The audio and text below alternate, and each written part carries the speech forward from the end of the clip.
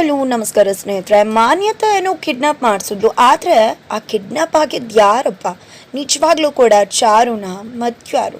ಇಲ್ಲಿ ಕಿಡ್ಡಿ ಚಳ್ಳಿ ಹಣ್ಣು ತಿನ್ಸಿದಾನ, ಏನಾಗ್ತದ ಇದು ಎಲ್ಲವನ್ನ ಕೂಡ ತಿಳ್ಕೊಬೇಕು ಅಂದರೆ ಇಲ್ಲೇ ನಮ್ಮ ಈ ಚಾನಲ್ನ ಸಬ್ಸ್ಕ್ರೈಬ್ ಮಾಡಿ, ಹಾಗೆ ಈ ಒಂದು ವಿಡಿಯೋವನ್ನು ಪೂರ್ತಿಯಾಗಿ ನೋಡಿ. ಇಲ್ಲಿ ಮಾನ್ಯತಾ ಅಂತೂ ತನ್ನ ತಮ್ಮನ ಹತ್ರ ವಿಶಾಲ್ ಹತ್ರ ಬಂದಿದ್ದ ಕಪ್ಪಾಳಿಗೆ 4 ಬಾರಿಸಿ ಏನೋ ಹಾಗೆ ಹೀಗೆ ಏನೋ ಮಾಡಿಬಿಡ್ತೀನಿ, ಕೊಂದಾಗ್ಬಿಡ್ತೀನಿ, ಹಾಗೆ ಹೀಗೆ ಅಂತ ಬಿಲ್ಡಪ್ ತೊಗೊಂಡ. ಇವತ್ತು ಅವ್ನು ಬಂದು ನನಗೆ ಹೆದರಿಸ್ತದಾನೆ, ಗೊತ್ತಿದ್ಯಾ ಅಂತ ಕೇಳ್ತಾರೆ. ಏನಕ್ಕ ಮಾತಾಡ್ತಿದ್ಯಾ ನೀನು? ನಾನು ಜೀವ ಹೋಗಿದೆ ಅನ್ನೋದನ್ನು ಕನ್ಫರ್ಮ್ ಮಾಡಿಕೊಂಡೆ ಅಲ್ಲಿಂದ ಹೊರಟಿದ್ದು ಅಂದಾಗ, ಹೌದೌದು ಜೀವ ಹೋಗಿದೆ, ಇವತ್ತು ಕುತ್ತಿಗೆ ನಮ್ಮನ್ನೇ ಹೆಸ್ಕೋಗಿ ಬಂದಿದ್ದಾನೆ, ಯಾವ ಕ್ಷಣದಲ್ಲಿ ನಮ್ಮ ಕತೆ ಮುಗಿಸ್ತಾನೆ ಅಂತ ಗೊತ್ತಿಲ್ಲ, ನೆತ್ತಿ ಮೇಲೆ ತೂಕು ಕತ್ತಿ ನೇತಾಡ್ತದೆ ಅಂತ ವೈಶಾಖ ಹೇಳ್ತಿದ್ದಾರೆ. ಇವಾಗ ಏನು ಯೋಚನೆ ಮಾಡ್ತೀಯ? ಜಸ್ಟ್ ಒಮ್ಮೆ ಒಂದು ಸ್ವಲ್ಪ ಟೈಮ್ ಕೊಡು, ಅವ್ನ ಕತೆ ಮುಗಿಸ್ಬಿಡ್ತೀನಿ ಅಂದಾಗ, ಹೌದೌದು ಅವ್ನ ಕತೆ ಮುಗಿಸ್ಬಿಡ್ತೀಯ ನೀನು, ನಿನ್ನನ್ನೆಲ್ಲ ನಂಬ್ಕೊಂಡಿದ್ರೆ ಆಗೋದಿಲ್ಲ, ಏನು ಮಾಡಬೇಕು ಅದನ್ನು ನಾನೇ ಮಾಡ್ತೀನಿ ಅಂತ ವೈಶಾಖ ಅಂದ್ಕೊಂಡಿದ್ದ ಒಂದಷ್ಟು ರೌಡಿಗಳನ್ನ ಭೇಟಿ ಮಾಡ್ತಿದ್ದಾರೆ ವೈಶಾಖ. ಅತ್ತ ಕಡೆ ಈ ಕಡೆ ಜಾನ್ಕಮ್ಮ ಹಾಗೆ ಅಜ್ಜಿ ಇಬ್ಬರು ಕೂಡ ಮದುವೆ ಆಗೋದೇ ಇಲ್ಲ ಅಂದ್ಕೊಂಡ್ವಿ, ಎಷ್ಟೆಲ್ಲ ಆಗೋಯ್ತು, ಆದರೆ ಫೈನಲಿ ಮದುವೆ ಆಯ್ತಲ್ವ, ಅದೇ ಖುಷಿ ಆಗ್ತಿರೋದು. ಈ ಒಂದು ಶಾಸ್ತ್ರ ಕೂಡ ಅಚ್ಚುಕಟ್ಟಾಗಿ ಆದರೆ ಸಾಕು ಅಂತ ಮಾತಾಡ್ಕೋತಾರೆ. ಈ ಕಡೆ ಚಾರು ಮತ್ತು ಚಾರಿ ಅಂತೂ ಫುಲ್ ಇಬ್ಬರು ಕೂಡ ಹಾಗೆ ರೊಮ್ಯಾಂಟಿಕ್ ಆಗಿ ಮಾತಾಡ್ತಾ ಇದ್ರೆ, ಈ ಕಡೆ ಚಾರು ಅಂತೂ ತನ್ನ ಫ್ರೆಂಡ್ಗೆ ಕಾಲ್ ಮಾಡಿದ್ದೆ ಎಲ್ಲವನ್ನ ಕೂಡ ಮಾತನಾಡ್ತಿದ್ದಾರೆ. ಈ ಕಡೆ ಚಾರಿ ನಾಚಿಕೆ ಆಗಲ್ವ ಇದ್ರ ಬಗ್ಗೆ ಎಲ್ಲ ಮಾತಾಡ್ತಿದ್ದಾರಲ್ಲ, ಫೋನ್ ಮಾಡಿ ಅಂದಾಗ ಆಕೆ ಮದುವೆ ಆಗದಾಳೆ, ಟಿಪ್ಸ್ ಕೊಡ್ತಾಳೆ ಅಂತ ಕೇಳ್ತದೆ ಅಷ್ಟೇ ರಾಮಾಚಾರಿ ಅಂತ ಹೇಳಿ ಈ ಕಡೆ ಇರಿಟೇಟ್ ಮಾಡೋಕೆ ಶುರು ಮಾಡಿಕೊಂಡ್ರೆ, ಈ ಕಡೆ ಚಾರಿ ಏನಪ್ಪ ಮಾಡೋದು, ಅಯ್ಯೋ ಕರ್ಮವೇ ಅಂತ ಹೇಳ್ತಿದ್ದಾರೆ. ಅಷ್ಟರಲ್ಲೇ ಈ ಕಡೆ ಜಾನ್ಕಮ್ಮ ಹಾಗೆ ಅಜ್ಜಿ ಮಾತಾಡ್ತಿದ್ದಾಗೆ ಮಾನ್ಯತಾ ಮಗಳಿಗೋಸ್ಕರ ಸೀರೆ ತೊಗೊಂಡು ಬರೋ ನೆಪದಲ್ಲಿ ಮನೆಗೆ ಎಂಟ್ರಿ ಕೊಟ್ಟಿದ್ದಾರೆ.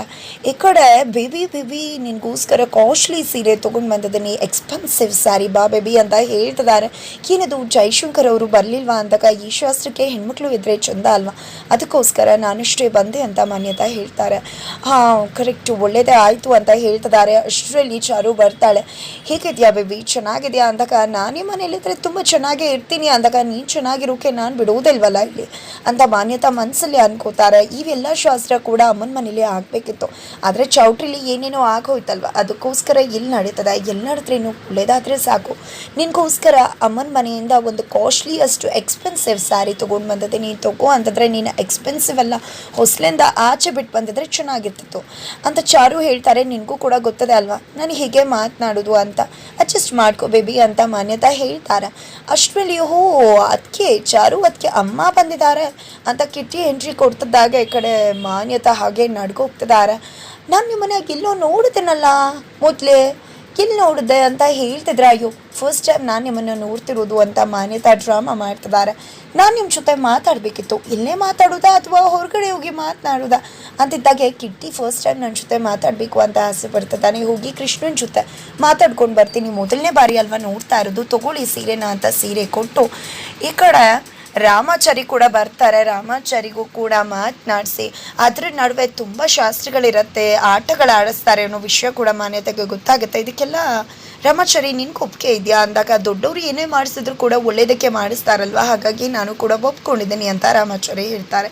ಸರಿ ಆಯಿತು, ಕೃಷ್ಣನ ಜೊತೆ ಮಾತನಾಡಿ ಬರ್ತೀನಿ ಅಂತ ಹೊರಗಡೆ ಬರ್ತಾರೆ. ಇಲ್ಲಿ ಕಿಟ್ಟಿ ಅಂತೂ ಸುಮ್ಮನೆ ಸೀರೆ ತೊಗೊಂಡು ಮಗ್ಳಿಗೆ ಬಂದಿದ್ಯಾ, ಕಾರ್ಯ ಮುಗಿಸಿದ್ಯಾ, ಹೋದ್ಯಾ ಅಂತ ಇರಬೇಕು, ಅದನ್ನು ಬಿಟ್ಟು ಬೇರೆ ಏನಾದರೂ ಆಟ ಆಡಿದ್ರೆ ಖಂಡಿತ ನಾನು ಏನು ಮಾಡ್ತೀನಿ ಅಂತ ಗೊತ್ತಾ ಅಂದಾಗ, ನಿಜವಾಗ್ಲೂ ಕಿಟ್ಟಿ ನೀನು ಈ ಮನೆ ಮಗ ಅಂತ ನನಗೆ ನಿಜವಾಗ್ಲೂ ಗೊತ್ತಿರಲಿಲ್ಲ, ಇವಾಗಲೇ ಗೊತ್ತಾಗಿದ್ದು ಅಂದಾಗ, ನಿನ್ನ ಉಸಿರುವಳ್ಳಿ ನಾಟಕ ಎಲ್ಲ ಆಡ್ಬೇಡ, ನೀನು ಆ ವೈಶಾಖ ಸೇರಿಕೊಂಡು ನನಗೆ ಎಷ್ಟೆಲ್ಲ ಚಳ್ಳೆ ಹಣ್ಣು ತಿನ್ನಿಸಿದ್ದೀರಾ, ಪದೇ ಪದೇ ಚಳ್ಳೆ ಹಣ್ಣು ತಿನ್ನೋಕೆ ನನಗೇನು ತಲೆ ಕೆಟ್ಟಿದ್ಯಾ, ನೀನು ಆ ವೈಶಾಖ ಇಬ್ರು ಏನು ಅನ್ನೋದು ನಂಗೆ ತುಂಬ ಚೆನ್ನಾಗಿ ಗೊತ್ತಿದೆ. ಆ ವೈಶಾಖಗೂ ಕೂಡ 3 ಆಪ್ಷನ್ ಕೊಟ್ಟಿದ್ದೀನಿ, ಒಂದು ಓಡ್ ಹೋಗೋದು, ಒಂದು ಸತ್ಯ ಹೇಳಿ ಬಾವಿಗೆ ಬೀಳೋದು, ಇನ್ನೊಂದು ಸತ್ಯ ಹೇಳಿ ಆ ನಂತರ ಸಾಯೋದು, 3ರಲ್ಲೂ ಕೂಡ ಸಾಯೋದು ಕಾಮನ್. ಹಾಗೆ ನಿನಗೂ ಕೂಡ ಆಪ್ಷನ್ ಕೊಡ್ತಾ ಇದ್ದೀನಿ, ನೋಡ್ಕೊ, ನೀನು ನಿನ್ನ ಸರ್ವೆಂಟ್ ಇಬ್ಬರು ಕೂಡ ಏನು ಮಾಡ್ತೀರಾ ಅಂತ ಇಬ್ರಿಗೂ ಕೂಡ ಎಚ್ಚರಿಕೆ ಕೊಡ್ತಾ ಇದ್ದೀನಿ.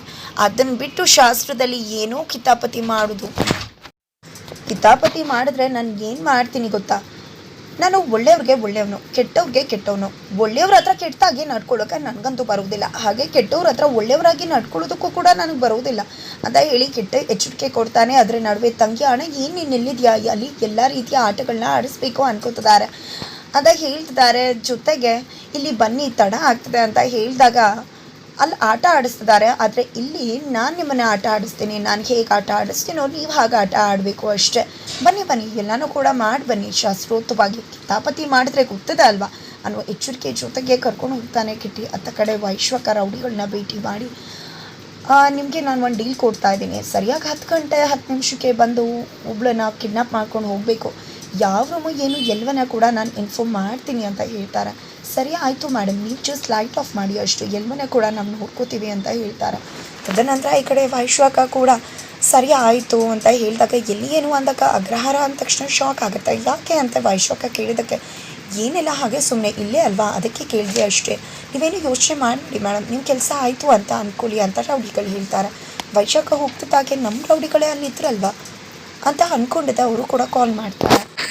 ನಂತರ ಅತ್ತ ಕಡೆ ರಾಮಾಚಾರಿ ಚಾರು ಇಬ್ಬರನ್ನ ಕೂಡಿಸಿ ಮನೆಯವರು ಎಲ್ಲರೂ ಕೂಡ ಸೇರಿಕೊಂಡು ಹೂಚೆಂಡಿನ ಆಟನ ಆಡಿಸ್ತಿದ್ದಾರೆ.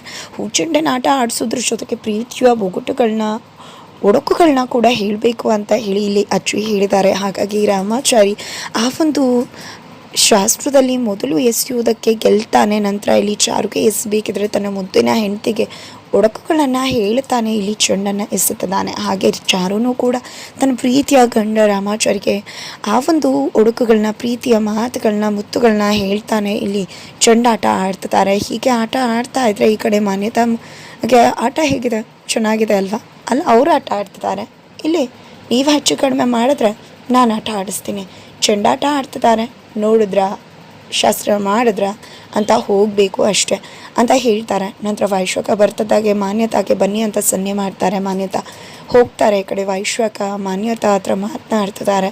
ಜೊತೆಗೆ ಎಲ್ಲಿ ಹೋಗಿದೆ ನೀನು, ಇದನ್ನೆಲ್ಲ ನಿಲ್ಲಿಸ್ಬೇಕಲ್ವಾ ಅಂದಾಗ ನಾನು ಕೂಡ ಪ್ರಯತ್ನ ಪಟ್ಟೆ, ಆದರೆ ನೀವು ಕಳಿಸಿದ್ರಲ್ವ ಕಿಟ್ಟಿ, ಅವನಿದಾನಲ್ಲ ಅವನೆಲ್ಲ ಅವಕಾಶ ಮಾಡಿಕೊಡ್ತಾನೆ, ಯಾವ ಕ್ಷಣ ಏನು ಅಂತ ಭಯ ಆಗ್ತದೆ ಅಂದಾಗ ಅವನು ಇವತ್ತು ಏನೂ ಕೂಡ ಹೇಳುವಾಗೆ ಕಾಣಿಸ್ತಿಲ್ಲ, ಈ ಶಾಸ್ತ್ರ ಮುಗಿದ ಮೇಲೆ ಹೇಳ್ಬೋದು ಅಂತ ಅನ್ನಿಸ್ತಾ ಇದೆ ಅಂತ ಮಾನ್ಯತಾ ಕೂಡ ಹೇಳ್ತಾರೆ. ಹೌದು, ನಮ್ಮ ಆಯಸ್ಸು ತುಂಬ ದೂರ ಹೋಗಬೇಕು ಅಂದರೆ ಖಂಡಿತ ನಾವೇನಾದರೂ ಮಾಡಲೇಬೇಕು ಅಂದಾಗ ಏನು ಮಾಡೋಕ್ಕಾಗತ್ತೆ ಅಂತ ಮಾನ್ಯತಾ ಕೇಳ್ತಾರೆ. ಏನು ಮಾಡೋಕ್ಕಾಗತ್ತೆ ಅಂದರೆ ನಮ್ಮ ಆಯಸ್ಸನ್ನು ಉಳಿಸ್ಕೋಬೇಕು ಅಂದರೆ ನಾವು ಏನಾದರೂ ಮಾಡಲೇಬೇಕು, ನಾನು ಏನೋ ಪ್ಲ್ಯಾನ್ ಮಾಡಿದ್ದೀನಿ, ಪಕ್ಕ ಅದು ವರ್ಕೌಟ್ ಆದರೆ ಖಂಡಿತ ನಾವು ಸೇಫ್ ಆಗ್ತೇವೆ ಅಂತ ವೈಶ್ವಕ ಮಾನ್ಯತಾಗೆ ಹೇಳ್ತಿದ್ದಾರೆ. ಅದರ ನಡುವೆ ಶ್ರುತಿ ತಡ ಆಗ್ತಿದೆ, ಬನ್ನಿ ಇನ್ನೊಂದು ಆಟ ಶುರುವಾಗ್ತದೆ ಅಂತ ಬಂದು ಕರೀತಾರೆ. ಹೋಗ್ತಾರೆ. ಕತ್ತಲಾಗುತ್ತೆ. ಈ ಕಡೆ ರಾಮಾಚಾರಿ ಚಾರು ಇಬ್ಬರು ಕೂಡ ರೂಮ್ನಲ್ಲಿದ್ದಾರೆ. ಆ ಕಡೆ ರಾಮಾಚಾರಿ ಚಾರುನ ನೋಡ್ತಾ ಇದ್ರೆ ಈ ಕಡೆ ವೈಶ್ವಕ ಡೋರ್ನ ಓಪನ್ ಮಾಡಿದ್ದಾಳೆ. ಕೇಡಿಗಳು ರೌಡಿಗಳು ಎಂಟ್ರಿ ಕೊಡ್ತಿದ್ದಾರೆ. ಲೈಟ್ ಆಫ್ ಮಾಡ್ತಾಳೆ. ಫೈನಲಿ ರೂಮಿಗೆ ಹೋಗುತ್ತೆ. ಫೈನಲಿ ಯಾರನ್ನು ಕಿಡ್ನಾಪ್ ಮಾಡ್ಕೊಂಡು ಕರ್ಕೊಂಡು ಹೋಗ್ತಿದ್ದಾರೋ ಮೂಟೆಗೆ ಹಾಕ್ಕೊಂಡಿದ್ದ ಕಾರಲ್ಲಿ ಎತ್ತಾಕೊಂಡು ಕರ್ಕೊಂಡು ಹೋಗ್ತಿದ್ದಾರೆ. ಈ ಕಡೆ ಕಿಟ್ಟಿ ಅದನ್ನು ನೋಡಿಬಿಡ್ತಾನೆ ಏನಿದು ಅಂತ.